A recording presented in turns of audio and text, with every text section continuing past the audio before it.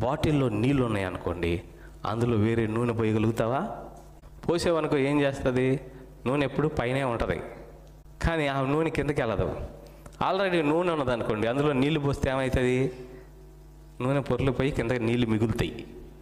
ఈ నీళ్లు నీ శరీర క్రియలకు సాదృశ్యం, ఈ నూనె నీ యొక్క ఆత్మ క్రియలకు సాదృశ్యం.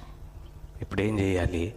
మొట్టమొదటిగా నీళ్లు తీసేసి అప్పుడు నూనె పోస్తేనే అందులో నూనె మిగిలిద్ది, లేకపోతే నూనె మిగలటానికి ఛాన్సే లేదు. వాక్యానికి వ్యతిరేకమైన ఆచారాలు మానకపోతే ఆత్మ సంబంధమైనవి నీలోనికి రావు.